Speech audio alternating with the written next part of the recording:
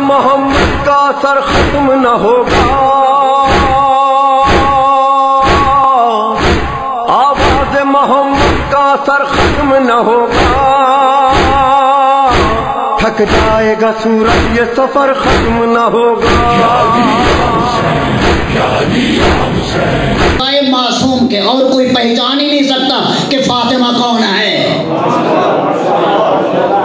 کوئی نہیں پہچان سکتا کہ فاطمہ کون ہے۔ اللہ نے اس کی معرفت کو مخفی رکھا ہے، یا نبی جانتا ہے یا امام جانتا ہے اس شہزادی کا مقام۔ اور اللہ نے بھیجا کب؟ دیکھیں اللہ اکبر، کمال ہے۔ 108 نمبر سورہ کوثر، سب کو یاد ہے کہ اللہ نے کیا فرمایا؟ بسم اللہ الرحمن الرحیم، انا اعطیناک الکوثر فصلی لربک وانحر انا شانئک ھو الابتر۔ کیا کہہ رہا ہے؟ ہم نے آپ کو کوثر عطا کیا، کوثر عطا کیا۔ یہ کیا کوثر ہے؟ کسی نے کہا اس سے مراد حوض کوثر ہے، کسی نے کہا اس سے مراد خیر کثیر ہے، کسی نے کہا اس سے مراد جنت ہے۔ لیکن عزیزان گرامی اگر یاد ہو، شاید مجھے یاد آ رہا ہے کہ 2-4 سال پہلے میں نے اسی منبر سے سب کی دلیلوں کو رد کیا تھا اور قرآن کی آیات سے رد کیا تھا کہ اگر اس سے مراد حوض کوثر ہو تو کیا کمال ہے کہ وہ تو یہ کہہ رہا ہے کہ وَلِمَنْ خَافَ مَقَامَ رَبِّهِ جَنَّتَانِ۔ اللہ فرما رہا ہے کہ جو اپنے دل میں خوف خدا رکھے میں اسے 2 جنتیں دوں گا۔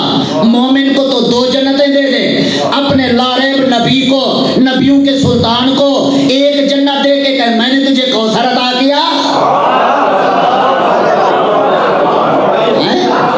یہ اس کی شان کریمی کے خلاف ہے۔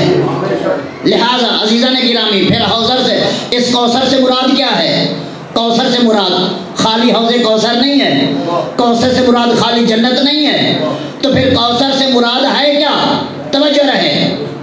ایک شخص آیا پیغمبر کی خدمت میں، کہنے لگا یا رسول اللہ، قرآن کی بہت سارے آیات اور الفاظ ایسے ہیں جن کے معنی کا تو پتہ ہے لیکن مصداق کا نہیں پتہ کہ اس سے مراد کون ہے۔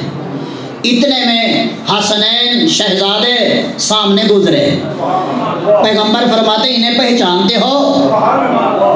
انہیں پہچانتے ہو؟ کہاں یا رسول اللہ یہ آپ کے نواسے ہیں۔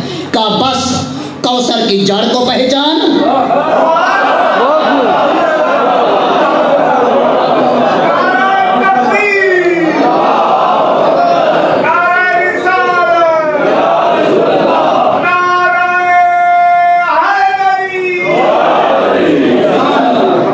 کوثر کی جڑ کو پہچان، کوثر کی شاخوں کو پہچان، کوثر کے تنے کو پہچان۔ کہا میں ہوں کوثر کی جڑ، یہ شہزادے ہیں کوثر کی شاخیں ہیں۔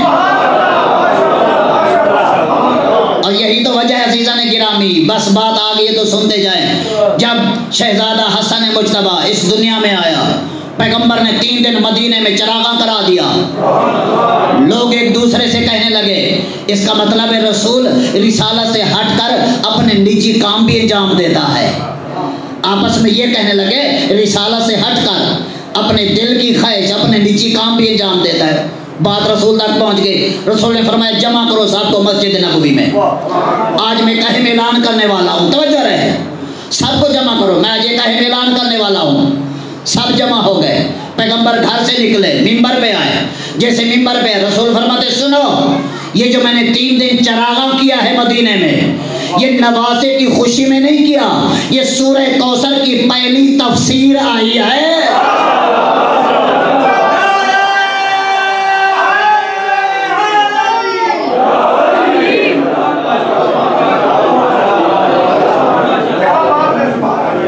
یہ سورہ کوثر کی پہلی تفسیر ہے جس کی خوشی میں نے چراغاں کیا ہے۔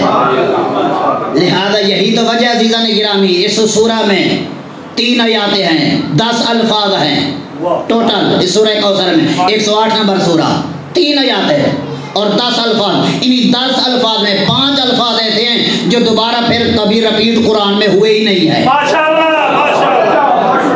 پہلا لفظ انا اعطیناک، ہم نے عطا کیا، بس ایک ہی دفعہ یہاں آیا ہے، پورے قرآن میں کہیں نہیں ہے۔ دوسرا کوثر صرف اسی سورہ میں ہے اور کہیں نہیں۔ تیسرا شان آقا، اور کہیں نہیں ہے. چوتھا ابتر اور کہیں نہیں ہے. صلوات پڑھے محمد و آل محمد پہ.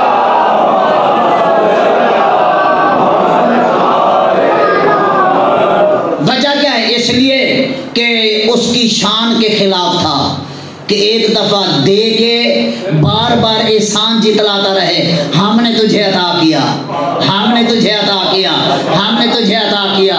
عزیزان گرامی، بس کبھی وقت ملا تو انشاءاللہ عرض کریں گے کہ زہرا وہ ہیں جس کی معرفت کا کسی کو پتہ ہی نہیں ہے کہ کتنی عظمت کی مالک ہیں. اور اللہ نے کہہ دیا ہے کہ کس سے؟ رسول سے کہہ دیا جب دشمن تانا دینے لگے.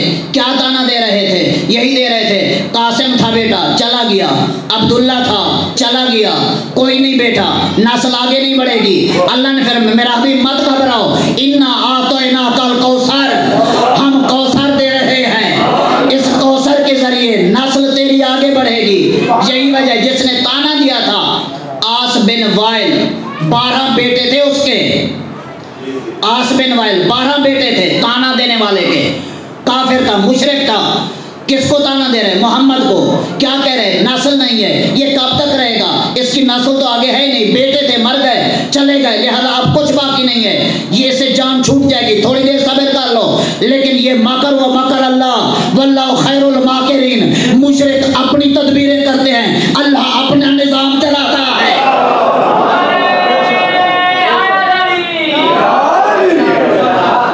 مشرک اپنا پروپیگنڈا کر رہے تھے.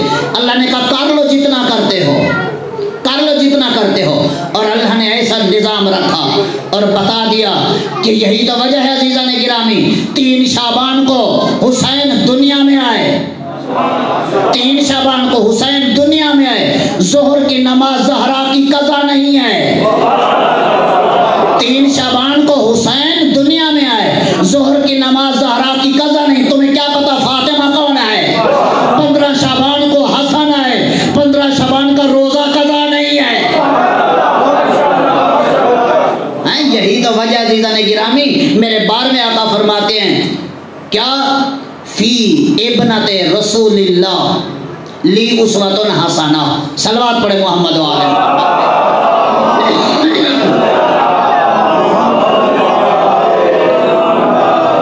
قرآن میں اللہ نے کیا کہا؟ لقد کان لکم فی رسول اللہ اسوۃ حسنہ. اللہ نے کیا فرمایا کہ رسول کی زندگی تمہارے لیے نمونہ عمل ہے. یہی ہے نا. لیکن 12ویں امام کیا کہہ رہے ہیں؟ فی ابنت رسول اللہ لی اسوۃ حسنہ، کہ میرے لیے میری جدہ فاطمہ اسوہ حسنہ ہے. میرے لیے میری جدہ فاطمہ اسوہ حسنہ ہے. اب کس بنا پر امام یہ کہہ رہے ہیں کہ میرے لیے میری جدہ فاطمہ اسوہ حسنہ ہے؟ وہ اس وجہ سے کہہ رہے ہیں کہ منافق کو نہ میری جدہ فاطمہ نے رعایت دی تھی نہ میں رعایت دوں گا.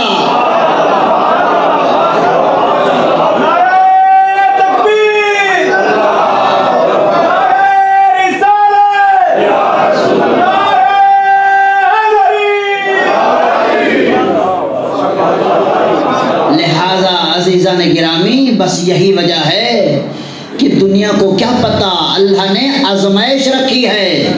زہرا کا وجود ان کلمہ پڑھنے والوں کے لیے آزمائش تھا، ورنہ ابھی 24 ذی-الحج گزری ہے. نہیں پتا کسی کو نہیں پتا 24 ذی-الحج کو کیا ہوا تھا. یہی تو وہ ہوا تھا نا کہ دنیا کے بنائے ہوئے صدیق اور ہوتے ہیں، اللہ کا بنایا ہوا صدیق اور ہوتا ہے.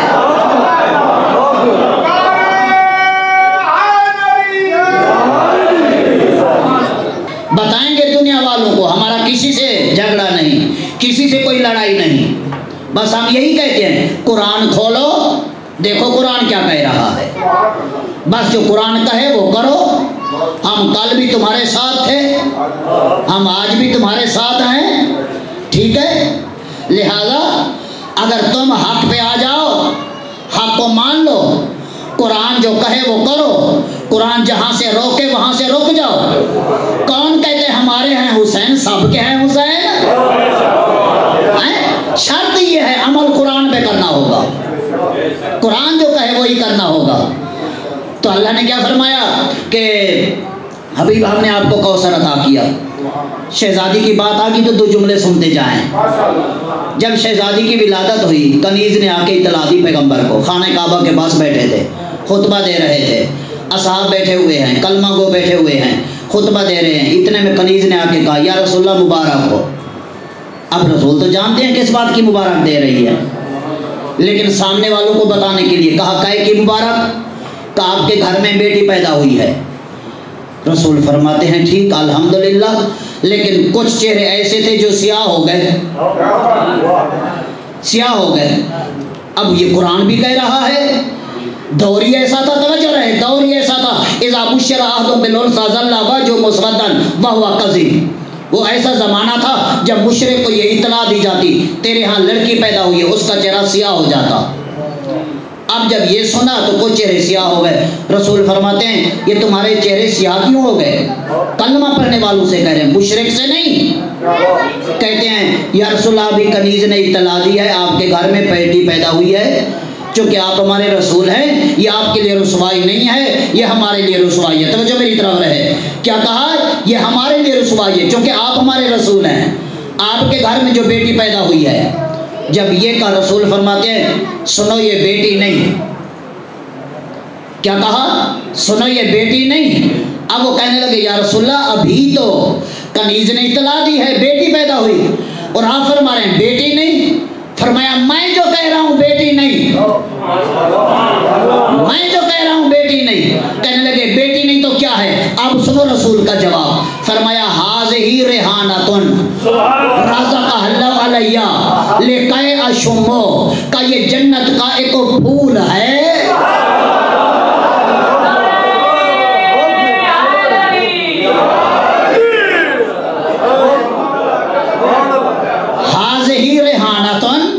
فرمایا جنت کا ایک پھول ہے، رزقھا اللہ علیہ، جو اللہ نے تحفے کے طور پر میں محمد کو عطا کیا ہے۔ اور کیوں عطا کیا ہے؟ رزقھا اللہ علیہ لکئی اشمو، تاکہ اس پھول کی خوشبو سن کر میں اپنی پریشانیوں کو دور کروں۔ آج پتہ چلا جو صحابہ کی پریشانیوں کو دور کرے، جو انبیاء کی پریشانیوں کو دور کرے، جو جانوروں کی پریشانیوں کو دور کرے، جو کائنات کی پریشانیوں کو دور کرے، اس کا نام ہے محمد، اور جو محمد کی پریشانیوں کو دور کرے اس کا نام ہے فاطمہ۔ یا علی یا حسین، یا علی یا علی یا حسین۔